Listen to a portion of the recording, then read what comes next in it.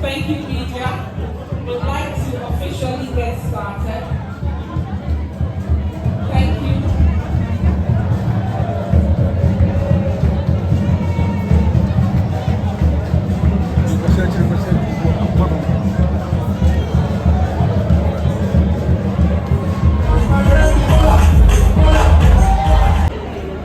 Good evening and welcome, His Excellency. Good evening and welcome, Naana Opoku Agyemang, my sister. I still remember the condom rescue I ate in your home.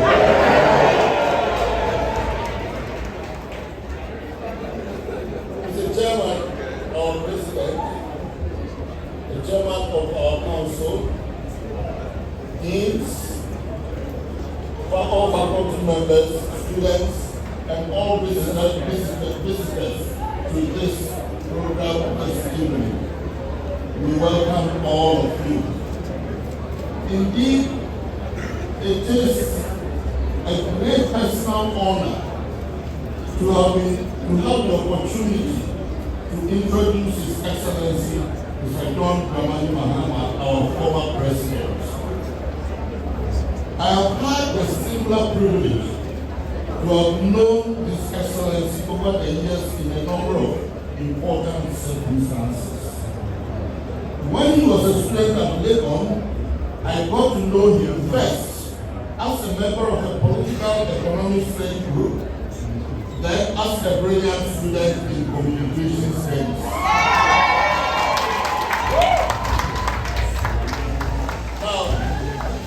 If our man was in a political education study group, at that time we didn't know he had such ambitions.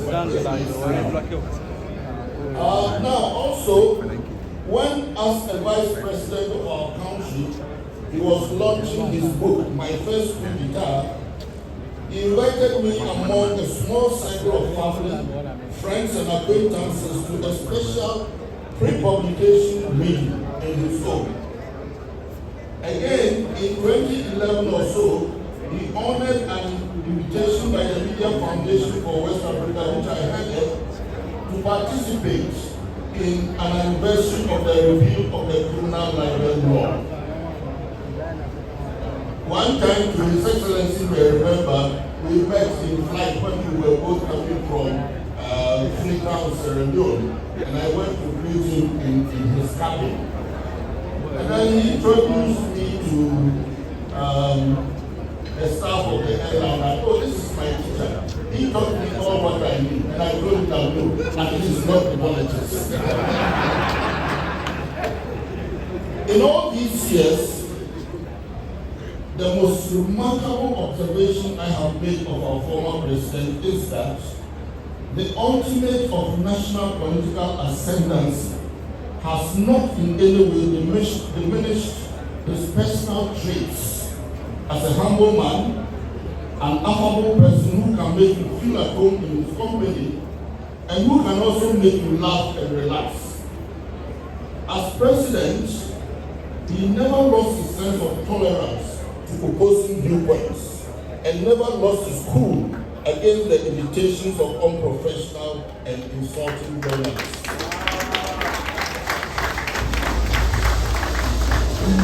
He is the first president of Ghana to have served in all levels of political office: Member of Parliament, Deputy Minister for Communication, Vice President and President of the Republic of Ghana, and His Excellency, if I'm not wrong, he also served in a district assembly. Indeed, His Excellency considers the combination of study of history, communications and social psychology, courses he studied for his bachelor's and postgraduate degrees at the university, as having had a profound impact in shaping his views, thoughts, understanding of the human condition, and contributed significantly to making him the person he is today.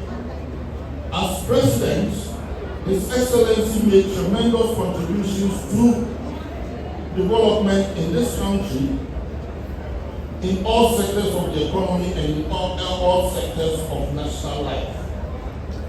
And well, once again, he's here contesting to lead this country. And let us hope that Ghanaians will remember all these. Former President Mahama is an avid reader and author.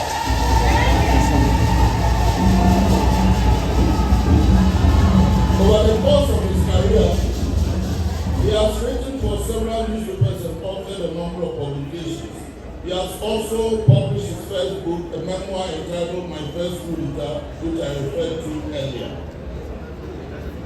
Apart from his love of reading and acquiring knowledge, I understand that former President Mahama is also a farmer, and he learned and got interest in farming from his father, who was once a minister in Nkrumah's government and who was a prominent rice farmer in the northern region of Ghana. Apart from serving as president, he also served as chairperson of ECOWAS. And he was elected chairperson of the African Union's High-Level African Trade Committee. Former President Mahama was also the first co-chair of the United Nations Advocacy Group on the Sustainable Development Goals. He is currently the chairperson of the Naana Forum, a high-level forum on security in Africa, which has its headquarters in Ethiopia. And in that endeavor, we wish you a lot of success, because Africa needs peaceful leaders to help bring peace. Our former president has been conferred with a number of honorary degrees, honorary doctorate degrees from distinguished universities, including a number of universities in Nigeria, the University of Aberdeen in Scotland, and the Lyon Business School in France. President Mahama has been married for 30 years with the sister of Naana.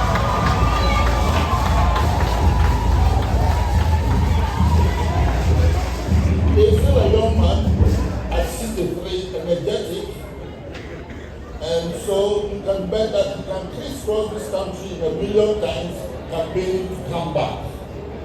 Mr. President, we wish you a lot of goodwill and good luck. But let us, if you win the president, we want one more favor.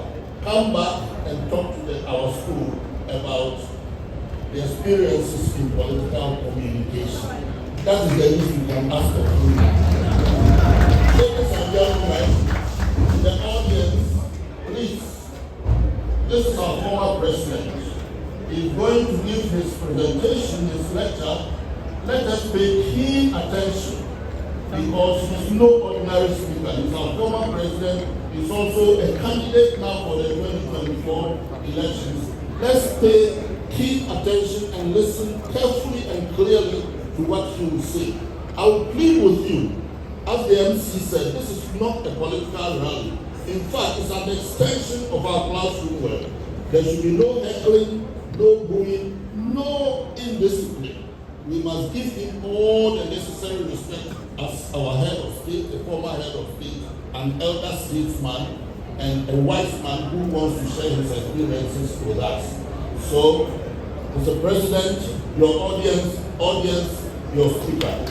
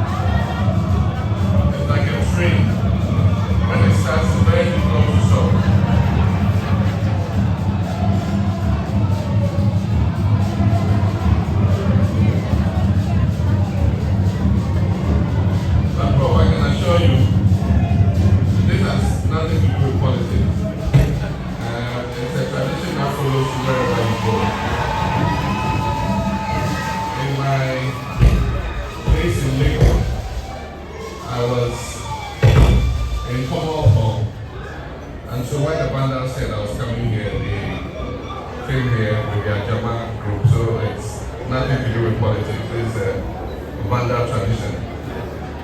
Vanda means, thank you very much. Let me stand on existing protocol so that I don't risk leaving anybody out. But I think we're all distinguished guests. But I'll single out my teacher because he introduced me. And like he said, he recounted how long we've known each other. And yes, it's true, I was a member of a political study cell in the university. We were young radical students. And because as a young person, I was born into a CPP family, and I obviously had a left of center orientation. And so these were little political cells that made us study politics and socialism. And then again, I encountered Prof.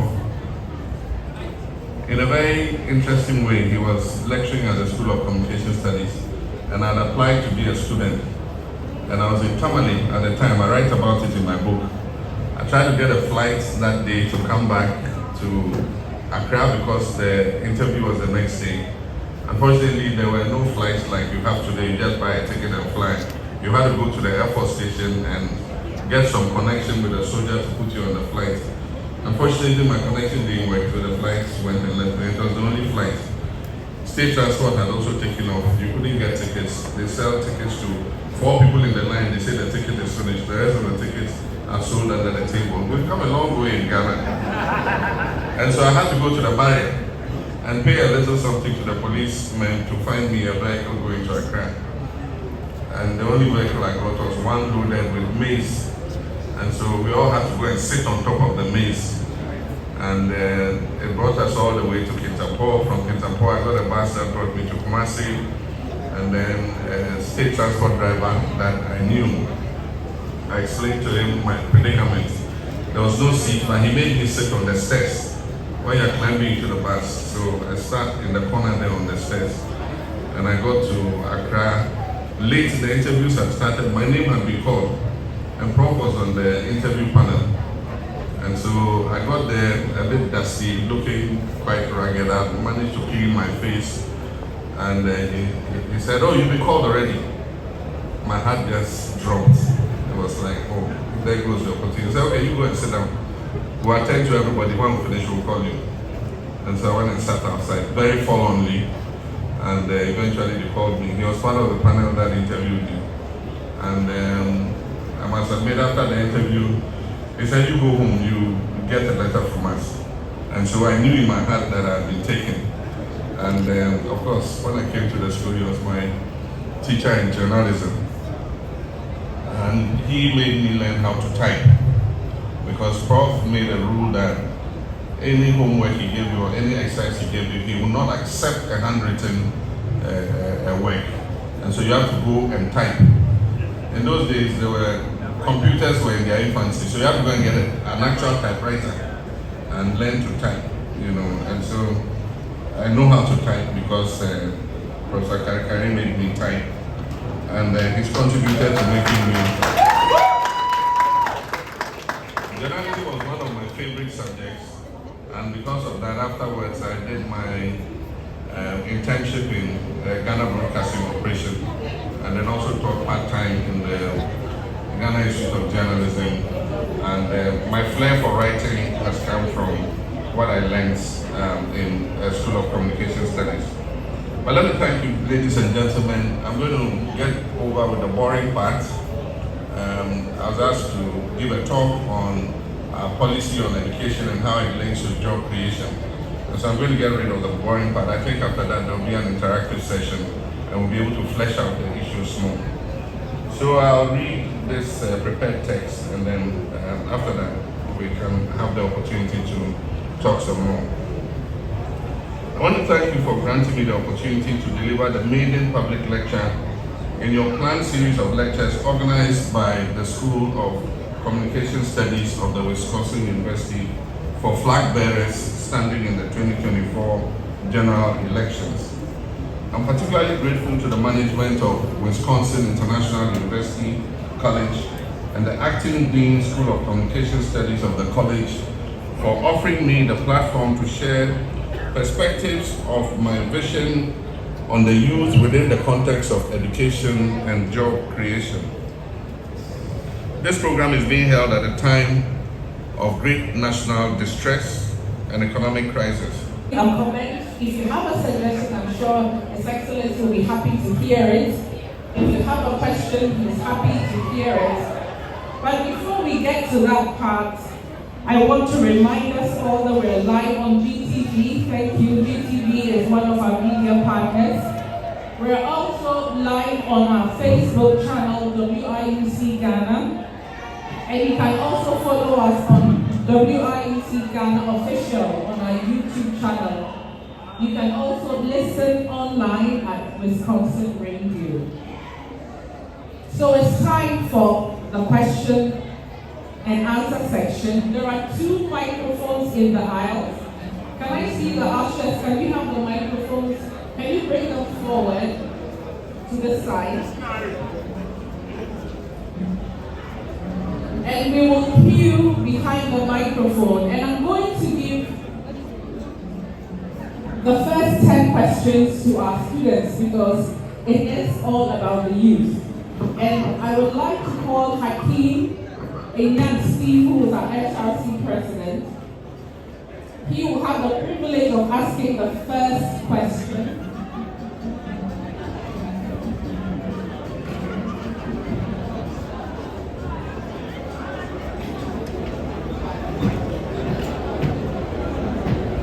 So whilst our students get ready, Your Excellency, one of our deans has a question. Your Excellency, are you ready for us?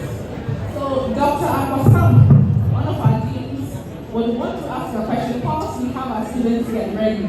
So, Doc, if you can please.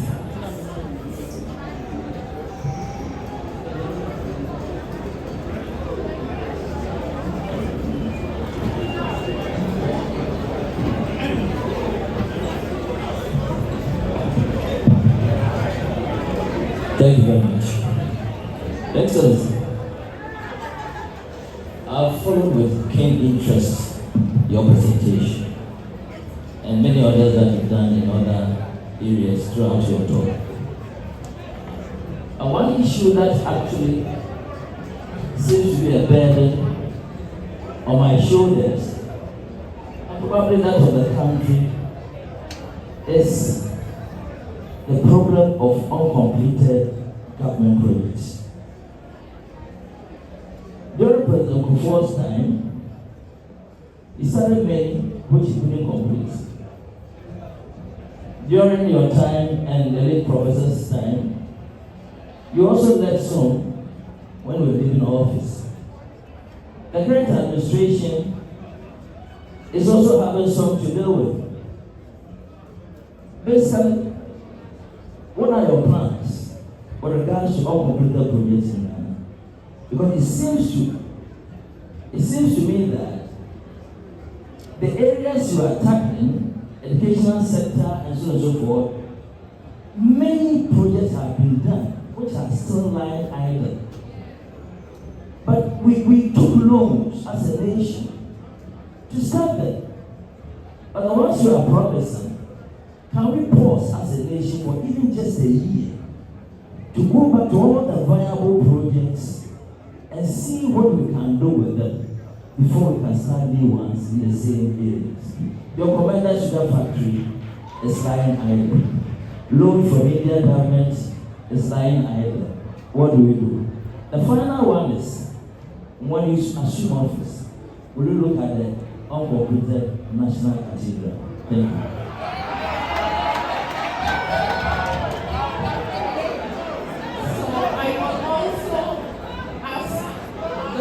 Elias Megacom, the business school, to ask his question, and then I'll take a third question from the dean of our business school, and then you can answer that, and then afterwards we can start with our students. And please, let's keep our questions brief. Thank you.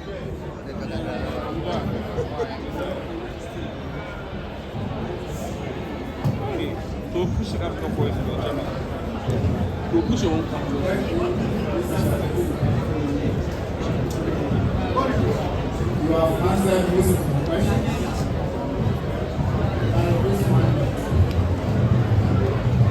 Education.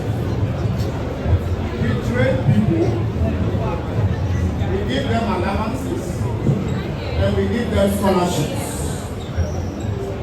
Some of these scholarships, very huge sums, especially those who travel abroad. In the training, sometimes we give you hypocritical undertaking or bonds which nobody follows. You pay allowances to them, hard-earned state funds, nothing is done, they are flying out of the country. Nothing is done to bond them.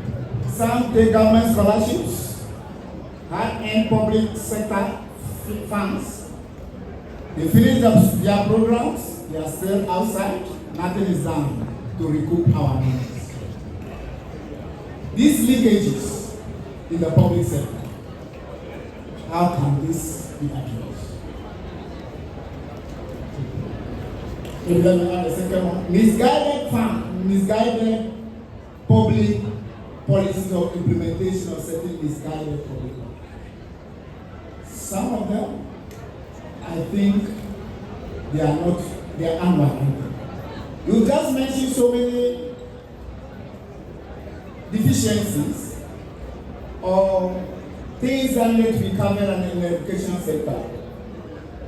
But we see expenditures, for example, distributing tablets to students now, which actually is misguided because there are other things that need to be done. Another misguided expenditure is what I see as a national cathedral. You see, those who link this national cathedral to the biblical David, when you read the Bible, David, after he became successful and victorious and defeated all his enemies. Thank you very much, Doc. I think your question is a bit lengthy. So respectfully, we can wrap up here. Let me just end it. Yes. When David defeated them, and he was satisfied, that is when he said, let me pay for them. And we defeated our enemies of inflation, exchange rate, and others. I end my question. Thank you. So we'll have the third question from Doc. Your Excellency, I thank you for your brilliant speech and also your vision for this country. I have two questions. One is about, I didn't hear anything about health. We have a situation where we hear most of our nurses and doctors are running out of this country. What is your plan? So that our nurses and doctors, that we train, can remain in this country. Number two, I want to hear something about the dirty environment in which we find ourselves. All the sachet water, the plastics that we see around, it makes our city really a shame. If you visit other countries and cities. Thank you. Thank you. I think His Excellency can now answer these questions because we had 4 questions already. We had 4 questions already, Your Excellency.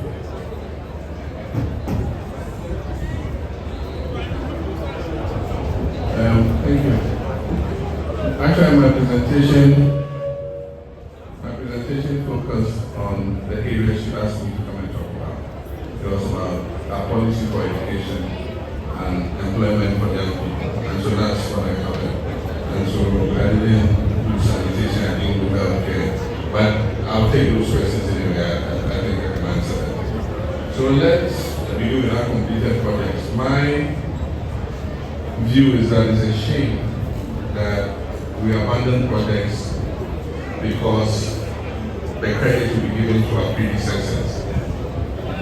Our Constitution in the Directive Principles of State Policy says that succeeding governments shall continue the projects begun by preceding governments. It's there in black and white, it's in the Constitution. And so, even though it's not coded in our law, it is in our directive principles of state policy. And so we have an obligation to continue projects that were started by the previous government. And I know that from the Rawlings time, projects that were started by Rawlings were continued by Kufuor. In Professor Mills' time, projects that were started by Kufuor were continued by Professor Mills. All the GET Fund projects that were awarded to contractors under Kufuor, GET Fund continued to pay and certify certificates and pay them for the work done.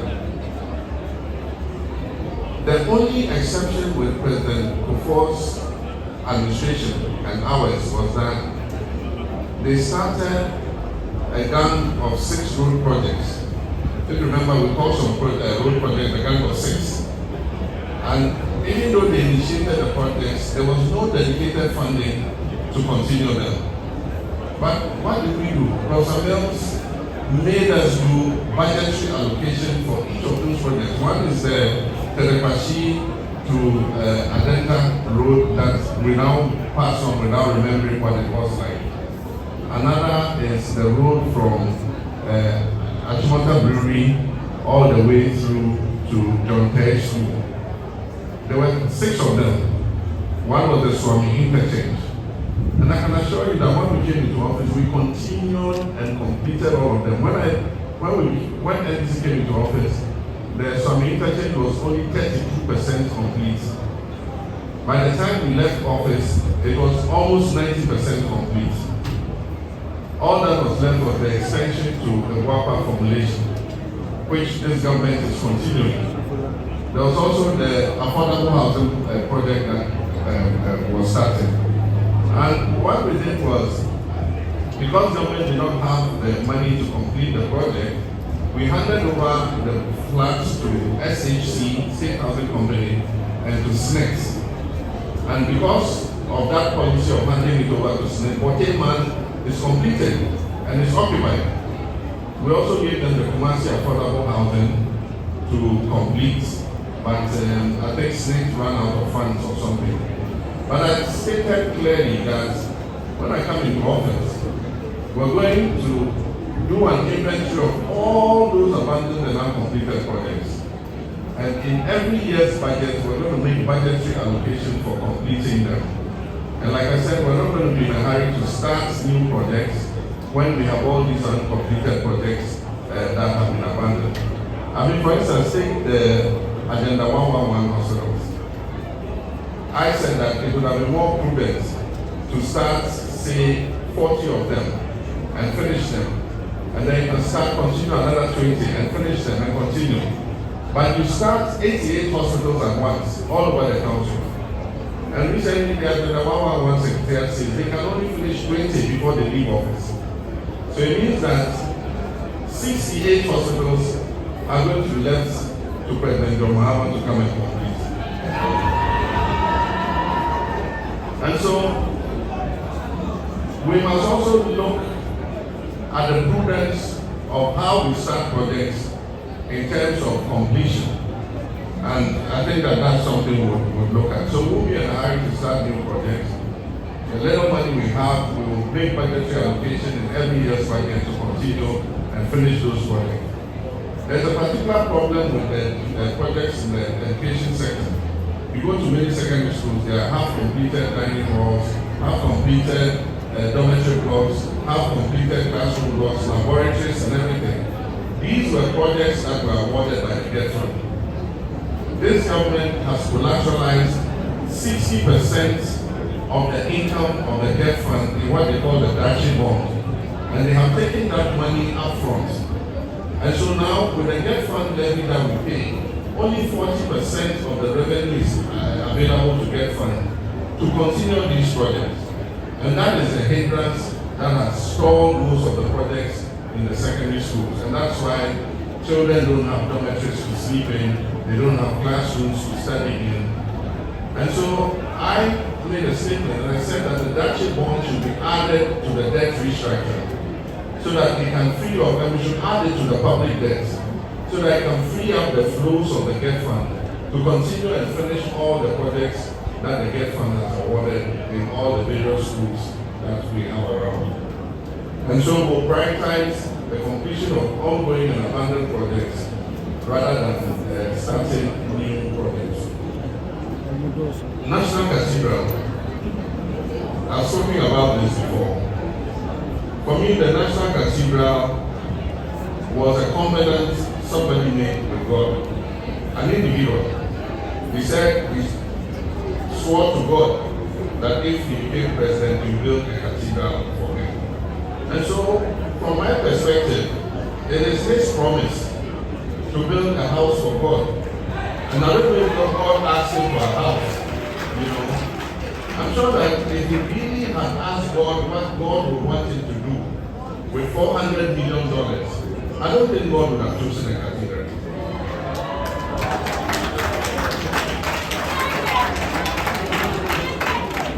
I don't think God would have chosen a cathedral when $400 million would have provided textbooks for all our students in school. I don't think God would have chosen a cathedral when He would have provided hostels in our universities for our students to have a place to stay. I don't think God would have asked you to build him a cathedral when we would have used that money to equalize the road from here to Campus and prevent accidents. People die every day on that road because it's a single lane road. And so, God didn't ask for it, somebody promised it to God. And so if, a correction, I meant Sofo Line Interchange, not Swami Interchange. I was told I said Swami Interchange. I meant Sofo Line Interchange. Thanks for the correction. And so, it was a personal promise. And if I have 400 million, God will be angry with me if I use it to build that cathedral. So, I'm not going to take taxpayers 400 million or borrow 400 million from any source to build that cathedral. I said that if us as Christians believe that we should have that cathedral, then it's our duty to raise that money from our own pockets or from other Christian organizations that can help us to build that cathedral. But I don't believe that we should use any taxpayers' money or borrow money and add to our public debt to build that cathedral. We're not Christians alone in this country. There are Muslims, there are Buddhists, there are African traditional religions, and all of them contribute to taxes. And so I don't think that one religion, we as Christians, should take taxpayers' money that is paid by Muslims and Buddhists and African traditional religions and build a cathedral for ourselves. The Muslims built their national mosque, and as far as I know, not one cedi of the government of Ghana taxpayers' money went into the mosque. And so when we come, we'll do consultation with Ghanaians or even with the Christian community, what we want to do with regards to a cathedral. If it's a priority, then we must go look for the money and build it. But I'm not as president going to use any public funds to build a cathedral.